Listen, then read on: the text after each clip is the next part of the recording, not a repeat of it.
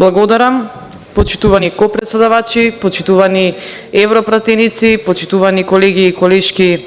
пратенички од Собранието на Република Македонија, почитувана македонска јавност, исклучително важна тема и чест ми е што имам можност да се обратам на денешниот состанок на Мешовитиот парламентарен комитет на Република Македонија и Европската Унија и се радувам на можноста заедно да споделиме драгоцени искуства за основните права и слободата на говорот. Како држава од осамостувањето до денес им даваме врвно значење на основните човекови права и слободи, чија заштита е загарантирана со уставниот поредок на државата. Следејќи ги меѓународните тенденции, имаме ратификувано бројни меѓународни конвенции за заштитата на човековите права и слободи, кои заедно со меѓународните договори се дел од националниот правен поредок и не може да се менуваат со закон. Истовремено, Македонија е наблюдувач во Агенцијата за фундаментални права на Европската Унија. Народниот правобранител, Комисијата за заштита и спречување од дискриминација, Агенцијата за заштита на правото за отворен пристап до информациите од јавен карактер и Агенцијата за заштита на личните податоци се независни институции задолжени за следење на почитувањето на основните права. Кога станува збор за основните права, Македонија ги задоволува општите стандарди, но целосното имплементирање на законодавството и соодветните стратегии и понатаму остануваат наш предизвик. Правната рамка за заштита на фундаменталните права е делумно усогласена со правото на Европската Унија и со европските стандарди. Земјата продолжува да ги исполнува своите општи обврски во однос на фундаменталните права, но законодавството треба да се спроведува на систематски начин. Во областа на спречување на сите форми на дискриминација, продолжуваат да се спроведуваат обуки за подигнување на свеста на службениците во јавниот сектор за препознавање на сите форми на дискриминација, промоција на еднаквоста и еднаквите можности со цел целосно исполнување на членот 3 од Законот за спречување и заштита од дискриминација, кој ги задолжува сите државни органи, органи на единицата на локалната самоуправа, правни лица со јавни овластувања и сите други правни и физички лица да го применуваат во областа на работата и работните односи. Да не ги набројувам сите области, би кажала со еден збор во сите области. Во однос на правата на лицата со попреченост, заклучно со август 2024 година, 255 деца и лица со попреченост ја користат услугата асистирано живење во 34 стамбени единици.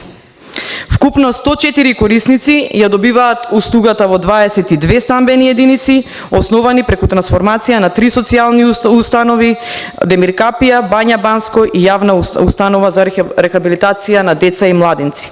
151 корисник живеат во 12 стамбени единици, тоа се мали групни домови, управувани од 4 лиценцирани даватели на социјални услуги. Со поддршка на УНИЦЕФ продолжуваат активностите за правата на децата преку спроведување на истражување под наслов прекинување на злоделото за постоење на сексуално насилство врз деца во дигитални средини. Во областа на еднаквоста или рамноправноста меѓу жените и мажите, годишниот извештај за 2023 година за преземените активности и постигнатиот напредок во воспоставувањето на еднакви можности за жените и мажите ги наведува следните заклучоци и препораки. Потреба од континуирано подигнување на јавната свест за важноста на овие прашања за подобрување на условите за еднакви можности на жените и мажите, обезбедување поголема консолидација и координација и вмрежување на комисиите за еднакви можности на локално ниво и зголемување на бројот на состаноци на годишно ниво. И овде можам со задоволство да констатирам дека како председателка на Комисијата за еднакви можности на жените и мажите веќе се работи на овие области. Спроведување на детална анализа на состојбите, прашањата и проблемите поврзани со нееднаквоста во различни области и континуирано следење и истражување како превземање соодветни мерки за еднаков пристап на жените и мажите и буквално од првиот месец на конституирањето на Комисијата за еднакви можности, буквално секој месец имаме јавни расправи за теми кои што ги тангираат жените во нашето општество. Што се однесува до процесните права, вклучително и правната помош и правата на жртвите, постапката за усогласување на Законот за кривична постапка во оваа насока е во тек. Комисијата за обештетување на жртви на насилни кривични дела доби статус на правно лице и согласно Законот за исплата на паричен надоместок на жртви на насилен криминал донесени се потребните подзаконски акти кои детално го регулираат ова прашање. Нашата држава континуирано работи на целосна интеграција на ромите и во согласно со стратегијата за вклучување на ромите 2022-2030 беа изготвени оперативни планови преку партиципативен процес за активности кои се дел од националните акцијски планови, преку нивната граѓанска регистрација, домување, здравство, култура, буквално во сите области, и беше ревидиран и постојниот оперативен план за вработување. И тука како